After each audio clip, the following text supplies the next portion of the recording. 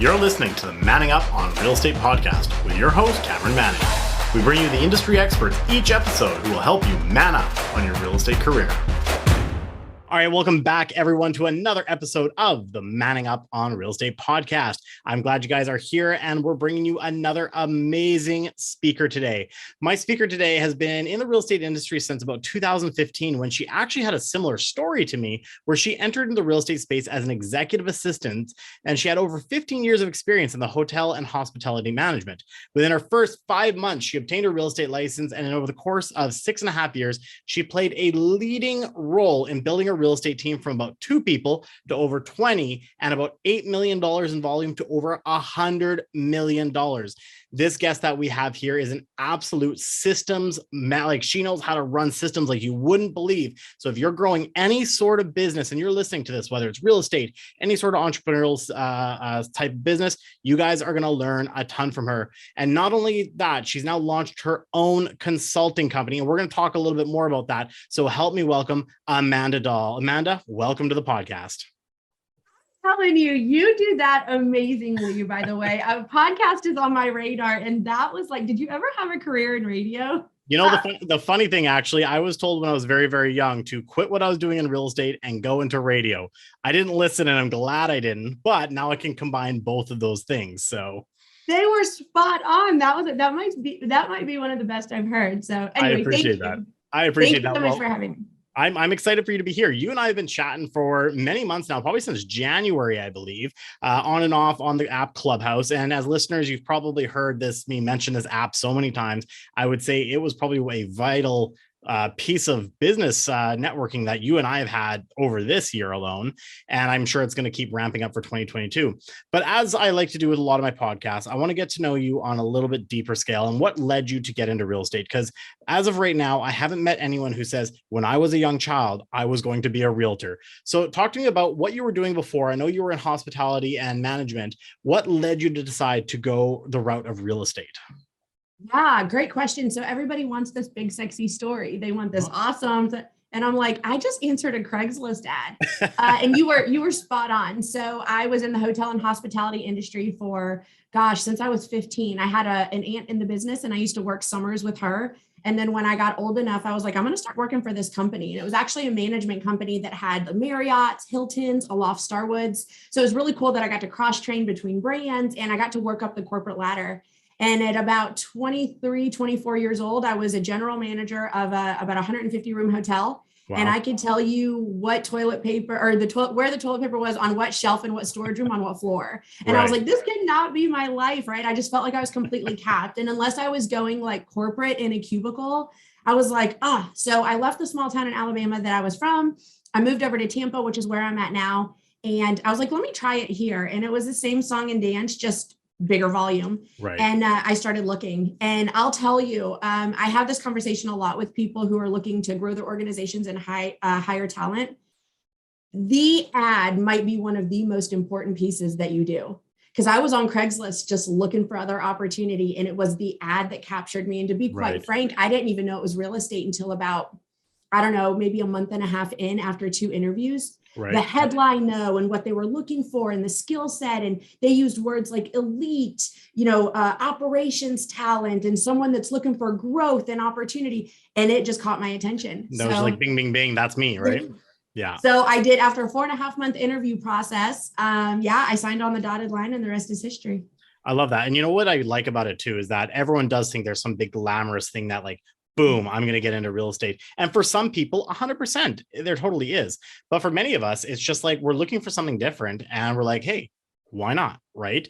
But the great thing is, and what I've loved about doing this podcast with all these amazing speakers, such as yourself, is that you all have transferable skills. Right. So you were able to transfer your skills, and we're going to probably dive a little deeper into that. But you started as an executive assistant, which is the exact same way I did it.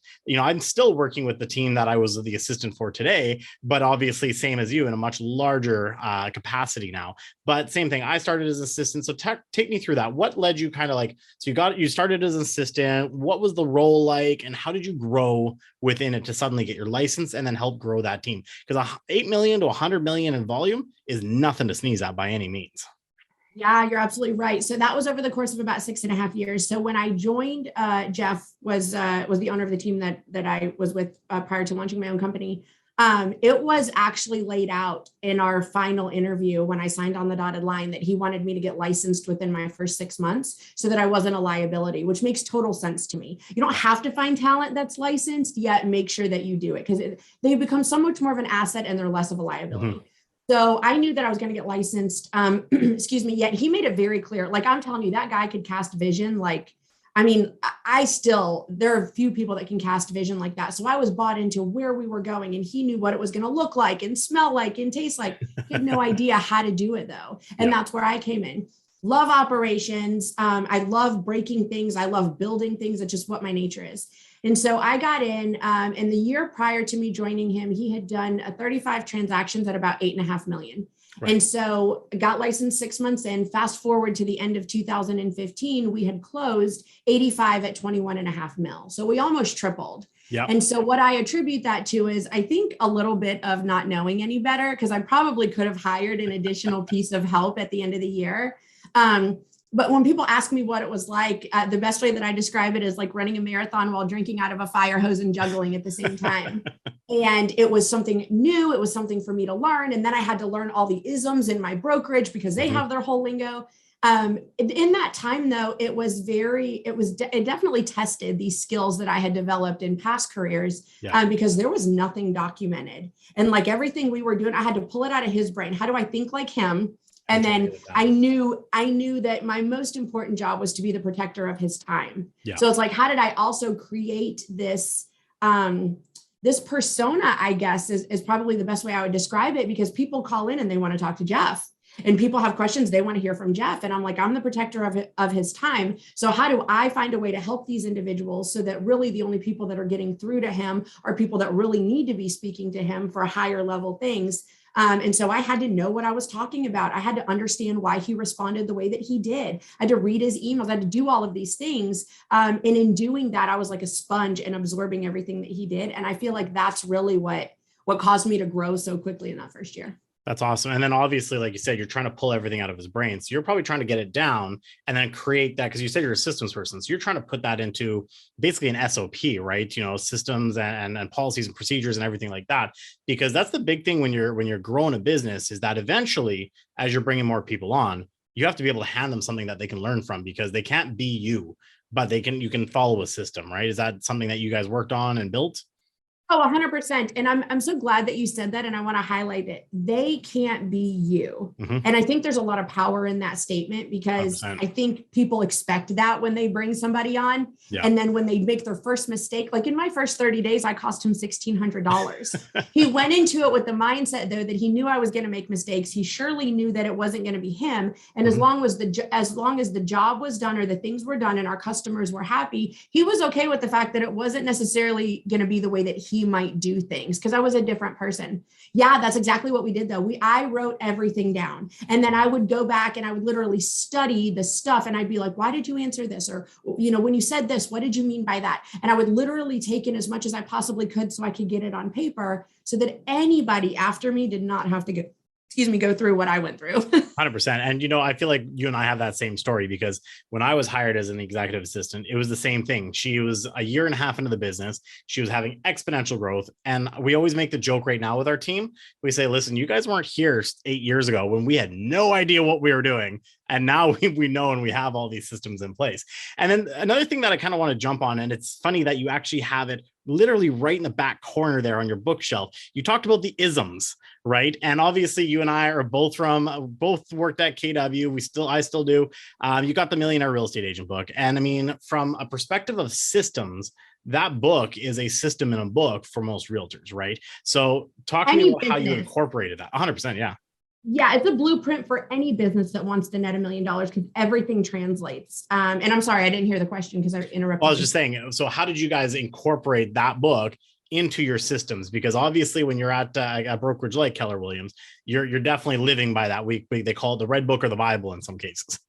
Yeah. So, you know, from the mouth of Gary Keller, right? He said the book is just a guide. it is in no way, shape, or form supposed to be completely duplicated and copied to the T. Yeah. It is a guide to tell you where you want to go. So it was really great for things like budget models. You know, in the MREA, we talk about the book talks about the 4 main models, right? So you have your eco model, you have your lead gen model, you have your org model, and you have your budget model. And so that gave us a base for the organization. So how much should we be spending in marketing as an organization? Well, Gary gave us a guide, right? And so we could choose to use that as our base and then decide where we wanted to go from there. Same thing with an org model. So that's how it literally gave us this place to start. That's it. And then we got to pick and choose which way we wanted to go, still keeping that at the forefront of what it was we were doing. So yeah, absolutely. And so I want to kind of dive into this a little bit more with the organization too, because as you start growing a business, you're growing a team,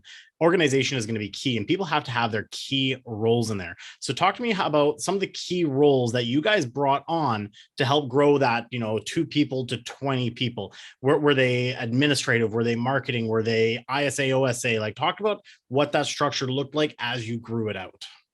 Yeah. So Jeff technically hired me as the executive assistant, right? And so what does that mean? That means that in our business, and businesses are different. If you're in a different country, if you're in a different state, you could have different laws. I'll tell you, we're a title state. So when we close property, we close with a title company. New York, for example, they're an attorney state. So you also have to add another factor in of attorney, which means that there are other steps that you have to add in your systems and processes. So I just want to make that very clear. So for me, the executive assistant was an umbrella, and there were several hats that I wore underneath there. I was a transaction manager. I was the listings manager. I was his executive assistant. I was also doing marketing, garbage taker outer, phone answer, right? So there's a lot of different hats that I wore. Excuse me. And so I remember it was probably about 8 months in. He said to me, he's like, I see you and you're just like you work all the time. And I still don't think like things are getting done. And let me tell you, he's a D off the charts for the record. So this may sound completely insulting, and you just got to know Jeff. Yeah. And he's like, and I just think you might not be as efficient as you possibly can. And, me not knowing any better, I was like, he's right. So I went back and I was like, what could I do differently? And I was talking to different people. And every time he would say that to me, I would just be like, where is he getting this from? So I asked him one time, I said, where's this coming from? He's like, well, I know this agent and he's in Baltimore. He's like, and he's got an assistant and they do 90 files and she's home every day at 5. And I was like, oh man, maybe I really am not as good as I thought I was. Little did I know they were in a state that didn't require all the stuff that we did. So he wasn't comparing apples and apples. So from that, I learned that I've got to know, I've got to be able to gauge. And so what I did was I did a very tedious exercise over the course of 2 weeks. I wrote down everything that I did and on a college ruled piece of paper. And every time I logged into that activity, I would put a tally mark and a timestamp next to it because I needed to identify where I was spending the majority of my time. Totally. I did not realize at the end of that, it was going to be the job description for the next person that I was going to bring into the organization. There we go. Now, at that point, I had 2 options, right? So I could bring someone in to assist me in all things. And yet what I decided to do was of that list of things that would now become their job description, I then was like, well, I see that really the bulk of my time is being spent in listings management. Why don't I just leverage off the whole role? And so that's what I decided to do in building out the operations side of our organization. I leveraged off whole roles versus bringing in admin 2, admin 3, admin 4 to kind of take everything, because it's really hard to find that personality. With listings, I know the specific skill set I'm looking for. I know the specific personality I'm looking for. And the same thing with the other roles. So as you look at the evolution of my growth in the team, every single time we brought on another piece of leverage, it was me leveraging myself out of another role until I then became the director of operations over all of them. Absolutely. And I think that's a brilliant way to do it, because you're finding that there are commonalities in certain tasks you're doing, which then can be systemized into a person or whatever the case might be. Now, I have a question that I get asked all the time, and I feel like I know what the answer is going to be, but for the listeners, I'm really interested to hear what your answer is going to be. You're a brand new, let's say we're going to focus on being a realtor here. Obviously, that's our background. You're a brand new agent. You've been getting some great success. You're hitting that 30, 35 transactions. You're getting worn out. What is your first hire? Should you be bringing on a buyer's agent or an admin? An admin. And why? That's what hire number 2 is. An admin, right? There we go. Why? Talk to us about why.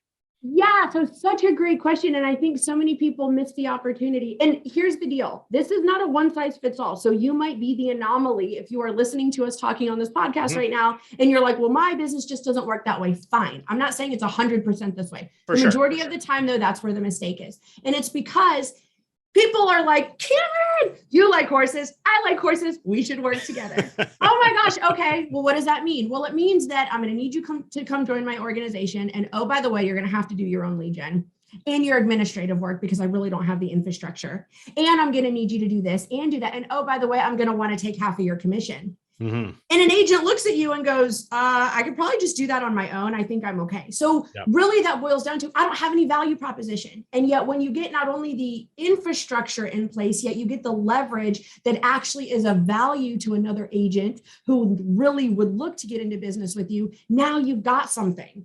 And that's what happens. People so often just get into a relationship like that, and then it ends up badly because there really is no value in doing that. And quite honestly, had you just hired the admin so that you could get systems and processes in place, and then they could work as leverage to keep an agent in the things that actually make them money, that would be of value to someone. So that's why you do it.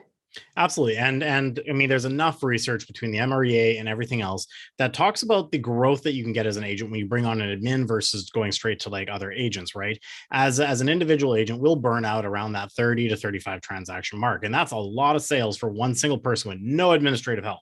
And then when you bring on that admin, I think the number, and correct me if I'm wrong, I think it goes up to like 45 transactions or something like that, or up to 60 even in some cases, right? So, by bringing on an admin, what you're really doing is you're leveraging out those activities that are not dollar producing, right? And once you take out those activities that are not dollar producing, you can actually create more dollars by focusing on the things. Now, I know you know it by heart. What are the 5 things then that realtors should be focusing on in their business once they've hired that admin? And I keep picking on this because I know you and I have taken the same trainings. Lead generation, lead follow-up, going on appointments, negotiating offers, script practice, and role play. And at the end of the day, those are truly the things that bring in the business and create the dollars. Writing contracts, updating CRMs, doing, note cards and things like that. That's all the minutia that can be leveraged out. So once you take that out of your business, suddenly you have so much more time that you can increase your lead gen, write more contracts, do more scripting and role playing, going on more appointments. So you don't necessarily need to have that buyer's agent to free up your time, right? Well, that's the key, right? Is that when you get that time back, you don't go on several vacations. 100%. You don't check out of the business. You go right back in and you double down on the things that make you money. Yet I think what happens oftentimes is, let's be real. The reality is buyers usually take more work than listings. Oh, 100%. So when somebody gets to that point where they're like, man, I'm feeling burnt out and I'm tired, they go, let me just hire a buyer's agent and get the buyers off my plate so I can just work with sellers. And that is the mistake. So you're spot on. 100%. And, it's interesting to say, as we say that buyers take a lot more work, they definitely take a lot more work in any market. But right now, holy smokes, do they take a lot of work? Unfortunately, and again, this is just circumstances of the market. But unfortunately, if you're out there working with a buyer, it used to be you show them 5-10 homes, write an offer on one that they really like. It probably will go through and you're done. Now it's you show them 50-60 homes and you've written on 10 and you've lost 10. So, it does take a lot more work. And I can totally understand where a lot of agents are going to get confused that they need that person to take the plate off. But again, building, and this is what I really like about what you always discuss, is you always have to make sure you're focusing on building that foundation first. And foundation comes from that systems and operations, right? So you've built the team out now, you've leveraged out, you figured out how you could build out this, listing department and buyers department and everything else like that. You've brought on more agents. From there, now you have grown significantly into the point where you're now coaching. In fact, I think I heard that you were speaking at Mega Camp, which is one of our big events that we have every year. You're now coaching people. Talk to us about how that transition took place. Yeah, so the history goes that first year we almost tripled, then the next year we doubled, then the next year we doubled, and then after that it was like little bit of growth through the pandemic. And then this year they went on, actually, I spoke to one of the team members yesterday and they're going to finish around 120 million, which is awesome. So I left them in August and I knew we're pacing for just over 100. Now it's about 120 million. So that's so awesome for them. Amazing. And so I think that it was probably 2017. We had we got to a point where people are like, oh, they're doing something. We want to see what they're doing. Yeah. And so They people wanna are know like, what's hey, behind can the I come curtain. sit in? Can I come sit in on a team meeting? Can I do this? Can I do that? And so people caught wind. And then before you know it, people are asking me, they're like, well, do you think you could help me with my first hire? Do you think that you could help me get through that? So I organically fell into the coaching piece, which like coaching and training is something I never thought I'd be interested in. So I organically just started helping these individuals. And then I found a real passion for it because I was right back to the stuff I love: problem solving, building, fixing, all of those things. And so you lose some of that in the leadership piece, right? Because you got to be like accountability with the agents, and you have to be growing and growth mindset and in the finances and all of that. So I lost some of that I love so much. So I jumped into that. And then I was like, you know what? I'm going to do this as a side hustle. This is great. So I started coaching people in the admin and operations world. And then I had a call with a client and we were talking. I honestly can't even remember what we were talking about. It had something to do with like the coaching of the agents on their team. And so she took it back to her rainmaker.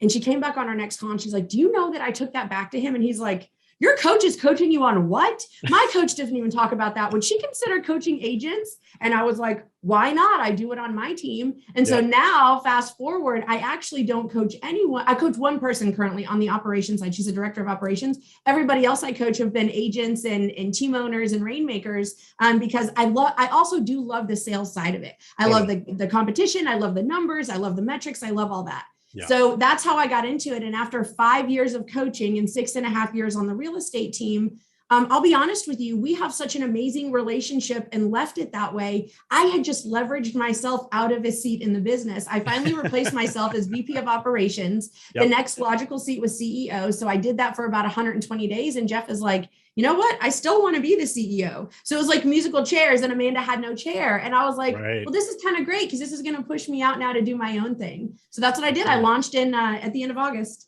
That's fantastic. And I mean, even just since I've gotten to know you, you know, we've been chatting on Clubhouse for a long time. All of a sudden, we've been able, as the Clubhouse fam, as we say, we've been able to watch that growth too. Like all of a sudden, next thing you know, I'm like, wait, what? She's got her own consulting company? I thought she was the CEO of a large real estate team. So it's been really awesome and exciting to watch the growth of everyone around us, really. And I feel like 2021, in a lot of cases, those of us who've connected on Clubhouse, I've seen such exponential growth from what they've told me that they've done to what's happened in 2021. Is that because of the connections with Clubhouse? I don't know, but I feel like with the encouragement and the community that's been created, that's been a big part of even my growth, because I'm like, hey, I've got these like amazing people that I'm surrounded with. I'm watching what they're doing. They're giving me their tips and tricks. I'm incorporating those. And I feel like, I mean, for me, I've also had a record year myself and our team's had a record year. So it's like, it's been amazing. And I think a lot of that comes from the network. So I kind of want to go down that path a little bit, because that has been a big part of how we've gotten to know each other.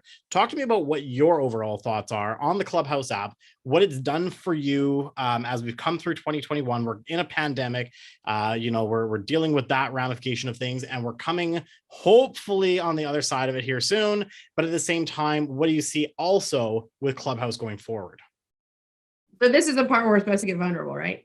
That's it. So someone in, it's actually in, I'm very plugged into the Young Professionals Network of Keller Williams. And so it was one of my YP friends that was like, you got to get on this app. And she, you know, someone nominates you. So I signed up in January. I didn't even plug into it until like the end of February, beginning of March.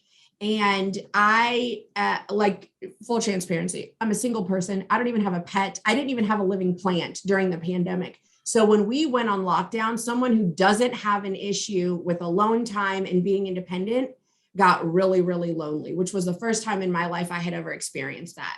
So I jump into, yeah, right. And I never knew. Yep. You ask me like bar on a Saturday night, grab a book. I'm probably more the book girl. And yet I never had a problem being alone until they told me I couldn't leave my house unless it was an emergency. And I was like, wow, dose of reality. So I plug into this app, and at first I'm like, this is kind of crazy. And you get all nervous because people are hearing, you know, the vulnerability of your voice and all of these things. And then you start to hear more people pouring and more people pouring. And I'm like, this is really something. And it was not, and we got into the real estate space. I think we met in the real estate networking club. Yep. The reality is though, like that is a second family for me. We have cried together. We have laughed together. We have literally made wins together. We've had losses together. Nothing like I ever in a million years would have expected. We've done album launches for people together. Like it's crazy what we just had a big fundraiser together. Like it's incredible what this app can do. Oh my gosh. So did I ever even think? No. And I'm so sad I waited a month and a half to plug in because I'm like, who else could I have met that early on? And that's what it's done for me. Also, I'll tell you, it has given me, and I was talking about this actually last night in a room. I have in my career have had to get really good at listening to people, communicating with people, because a lot of what I did was recruiting and personality stuff and all of that. And I've become a really great question asker. I'm also a really great listener until I joined Clubhouse. Clubhouse makes me listen like I never thought I would listen. Like you can hear in somebody's voice the sincerity or the ego, right? Oh, you can hear when something's off. And you don't have a face to be distracted by. You don't have an atmosphere to be extracted. It's just you and this voice on the other end of the phone, or these voices on the other end of the phone. And it made me listen like I've never listened before, which has been such a gift for me. So that's what it's done for me, on top of people cheering me on as I grow through this journey and giving me, messages on the back end telling me you can do it, or we're so proud of you. And it's been awesome. Yeah. So, and I would say on top of the listening, part of listening goes into communicating, right? And I would say, especially in people in our industry, whether you're an entrepreneur, a realtor, in any sort of business, communication is the key aspect. And I feel like in a lot of ways leading up to 2021, we lost a lot of the communication aspect because, social media, it's all about the photos and like DMing and emails and text. Then suddenly we're all jumping on this app where you actually have to like you said, listen, and listening is part of communication, right? And then being able to articulate back the answers to people and, or, generate more questions to get conversations going. So I feel like the communication skills that everyone who's really dived into this app has significantly increased, which then also I think impacts their business, because now you're building a skill that people have started to lose for a long time, in my opinion. People grow into the conversations around them. Yeah. Something about a bold law that I hear there. I love it. Yeah. You're exactly right. Yeah, awesome. So where do you see, Clubhouse now? And actually, I'm just going to do a bit of a side story here, and you probably remember it. But one of the funniest things I remember too is we used to all change our profiles for a while, and I swear at one point you were leading the charge on making these cartoons of everyone. Like all of a sudden you just change your photo to someone else with a photo you pulled off Instagram, and again, just we created that community. We were able to laugh and have fun, and I just remember wait a second. Amanda's got a picture of me, but that's like I looked like a leprechaun. I think you pulled like a St. Patty's Day one. Yeah. And I'm like, wait a second, that looks like me. And then you're like, here, I'm going to DM it to you, right? So it just, we had a lot of fun with that. And that's where the community aspect comes into play. But talk to me about what you see going into 2022 here. The app is still very, very relevant. I've been having this conversation with people like Justin Conoco that he thinks that people are now sleeping on it. People are like, okay, I'm off the app. I'm not really doing it. What are your thoughts going into 2022 with the app now? So Justin is someone who I absolutely adore. I'm actually going to be on his podcast tomorrow. There we go. Yeah. So listeners, we are working on getting him on this podcast as well. We're in talks for that too. So keep an eye. There you go. So I honestly 100% totally can agree with some of what he says about that too. And what you'll find is I'm a little more optimistic than a lot of people. And my thoughts are this. In the beginning, there was a lot of excitement around it, and there were still a lot of places that were in lockdown. And then, Androids couldn't get on it. Then they opened it up to Androids. Then they opened it up to the entire world. Yeah. What I have realized in the last couple of months, though, is that those of us that have been on it in our little real estate bubble, it is a blip on the radar of Clubhouse. There are millions and millions of people there. So I think if you continue to stay in that small bubble, eventually it becomes the same conversation. You might get good stuff here and there. Matt LaMarche and I are we're two people who love to mastermind at a really high level. So we opened up a higher level room.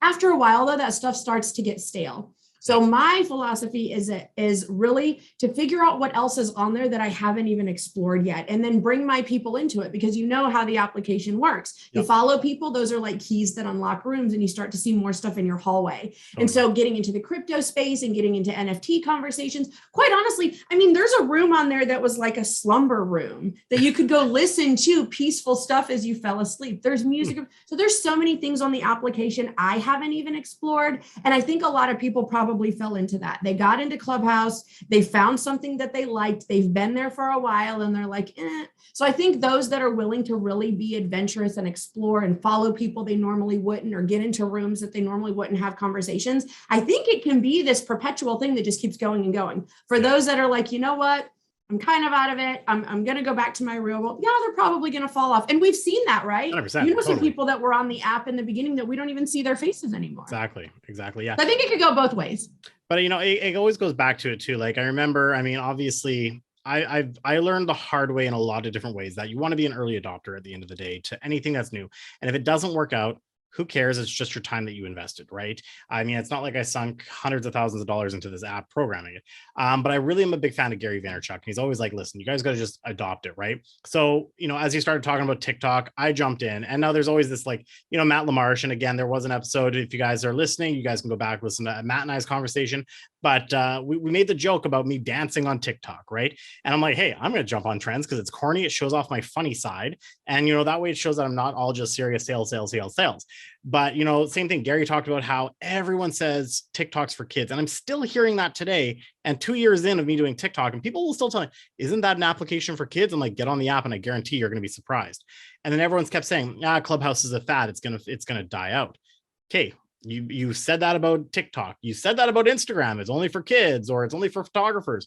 And now everyone's running to Instagram now. So if you're listening, don't sleep on it. Just jump into something. And if you don't like it, you don't have to do it long term. But you never know what'll happen if you don't adopt it. And then you're running in behind everyone else, right? So 100%. Gosh, say it one more time for the people in the back. That is so true. And for the people who are listening, TikTok is actually more a middle to upper 30s to middle age demographic than it is kids. Yeah, 100%. I mean, it changed fast. Yes, when it was Musically, it was a lot of teenage girls that were dancing to songs, but that has morphed like every social media application does. So now you see a lot of people like, I'm trying to figure out this short form video. And obviously we have connected with some amazing people that specialize in teaching short form video, you know? So it's these kinds of things that you just got to go out and you guys got to go learn. Now, one thing I wanted to do is I want to bring it back to something we talked about at the very beginning. So really going back to the systems aspect.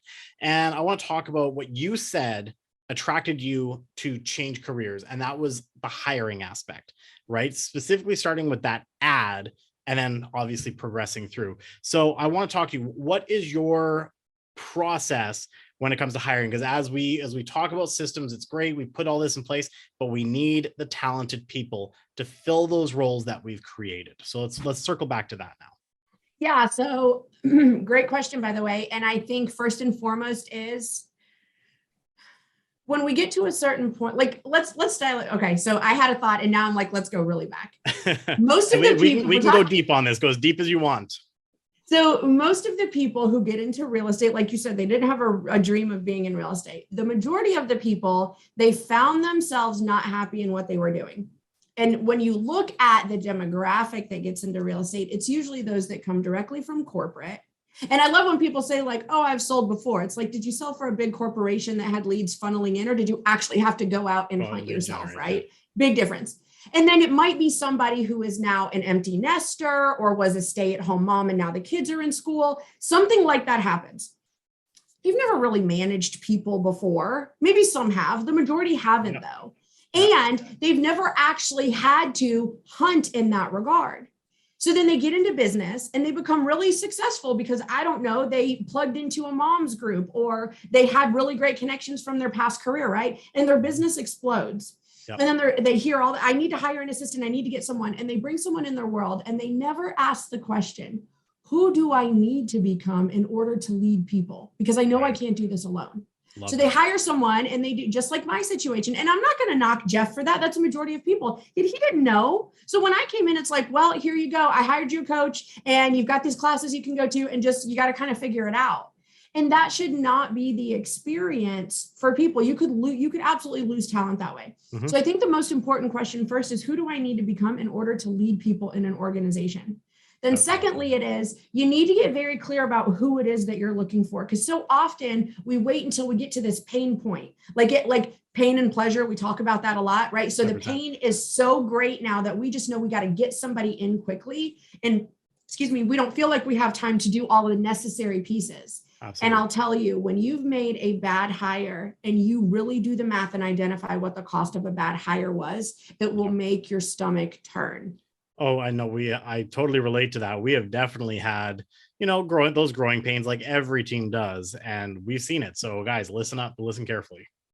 So that's it. So once you identify who do I need, and actually, I feel like we're doing a huge plug for KW, which is totally not it. It's just they have stuff that works. And, mm-hmm. I'll tell you 2/3 of my coaching clients are actually not KW. And I tell them, like, listen, I've done this and done it over again. And you show me material that's better than this, I'm happy to look at it and talk about it. Yet I haven't seen anything better at this point for building a big business. And so you get, Keller Williams has a tool. It's called the Missing Persons Report. And that's exactly what it is. It's identifying who you need in your organization. And it gets down to the personality and the skill set and the experience requirements, all of these things. Then when you have a clear picture of exactly what you need, it makes it a lot easier when you do run into that talent to identify that's what I need. Then from there, you build the job ad and you make your message very clear, right? Who is it that you're looking to attract? And so from that point, Keller Williams actually has a process called career visioning that I swear by. I've interviewed thousands of people doing this. I've done the process hundreds of times over again. And what I can tell you is every time I skipped a piece or didn't thoroughly go through a piece like I should have, I'm like, I'll find out 3 months, 6 months, 9 months, a year and a half later, like, oh, I would have seen that red flag if I would have done it. So yeah. No, career visioning. I mean, one thing we've really been tying into, and it's funny, one thing that KW does say is you need to take a course many, many, many times for it to sink in, right? And again, not a plug for KW, we're very broker agnostic here in this podcast, but obviously we just happen to have been taking a lot of training. However, when they talk about it, like it took Kelly, who I work with, 6 times before she really understood like how to utilize the KPA, and which is in Keller Williams is the Keller personality assessment. So again, figuring out who these people are, if they're going to be a job fit match or anything like that. So it takes a long time to build this out, but the key thing is you have to be a student of it. You have to learn it. You have to keep learning it. And sometimes things will finally click in with these different courses that are offered. And it's not just our brokerage. I'm sure other brokerages have some great practice as well. It's just that Keller Williams has really systemized and modeled this, right? So that's why we talk about it. Okay, the other thing I want to shift to. So now we've kind of really dived in. We've figured out who that person is we want. We go through the interview process. They're it according to the interview. What is your onboarding practice? Because that's also very important. You need to have a strong onboarding to be able to retain the talent. So what does that look like for you?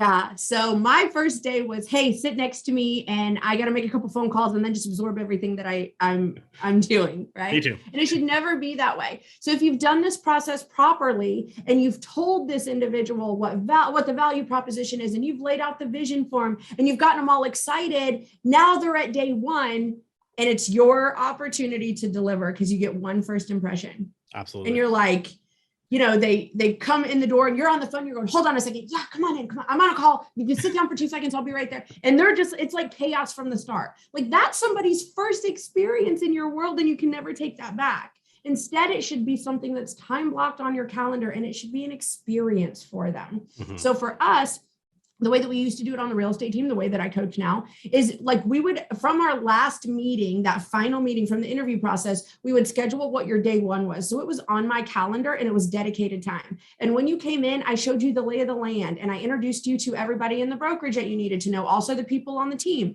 I showed you where you were going to sit. You got a swag bag. So now you feel like you're part of something. So you got a t-shirt and you got a hat and a mug and a journal and all these great things.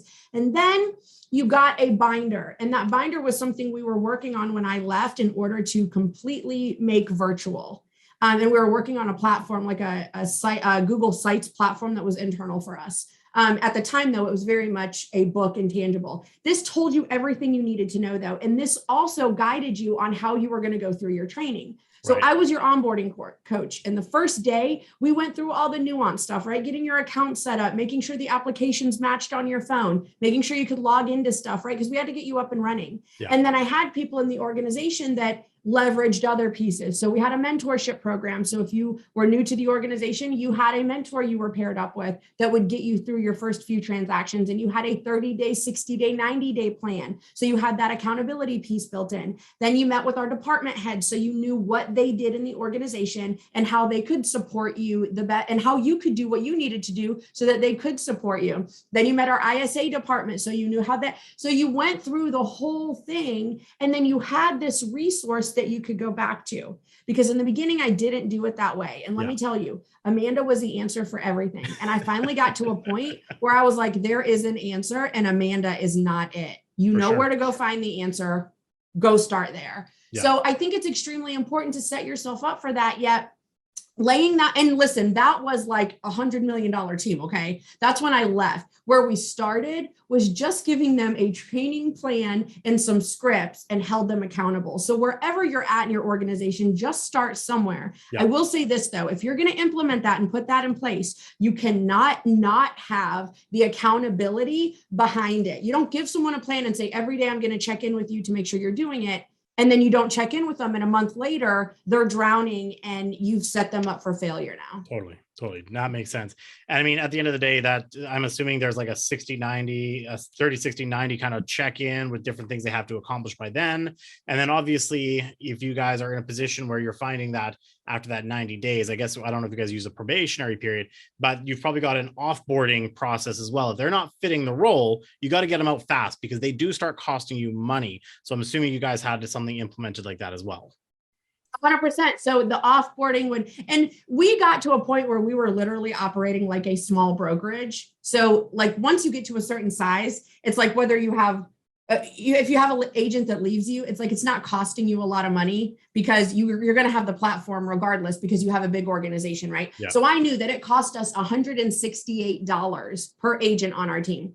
So when we brought them on, we got them through the process. And then if they ever needed to offboard, I knew that it probably cost us about $168. Then the offboarding process and an exit interview. Like so many people don't do this. And it is so important, regardless of who leaves your organization. Do an exit interview. Take that opportunity to get feedback. And I would ask questions like, what did you enjoy most about your time here? Now, if it was a really bad situation that you're having to escort someone off, that's different. Yeah, for the most part, it is something that is very amicable, right? Yeah. And so I would ask the question, what did you enjoy most about your time here? And I would love to know your feedback for how we could improve in the future. And people would tell me, I really love this and you were really great at this. And yet, if I was to do it all over again, I would really like to see more of this. And then just like we survey our clients, right? Just like we ask them for feedback. So that exit interview and the offboarding process is so unbelievably important. Absolutely. I really love everything that we've been saying. And I just looked at the time and I'm like, holy smokes, this chat has gone fast, right? So I just want to wrap it up because obviously I know you are an extremely busy person too. You're really building out your coaching program and I appreciate your time so much. But there's one question that I always ask every single one of my interviewees, just because I heard it on other podcasts and I think it's brilliant because we get inspired by things and sometimes it's getting a great book. So I want to know what that one book is that really has inspired you, has led you to really change your thinking, or one that's impacted you the most. What would be that one book you'd recommend someone to read? Easy. The Infinite Game by Simon Sinek. Ooh, interesting. I know that book. I've read that book. Phenomenal book. Haven't heard that one yet from someone. So tell me why. So he basically breaks it down like this. There are James Carsees was the thought leader of this initially. And so he identified that in business, there are two games. There's the infinite game and there's the finite game. Or sorry, in life, there's two games, the infinite game and the finite game. The finite game is known players, known rules, known objective, right? We all agree on it and we're good with it. An infinite game is known and unknown players, known and sometimes unknown rules. And the whole point of the game is to perpetuate the game. Yeah. And so often people who get into business, they're playing in an infinite game. Because what is the definition of winning in business?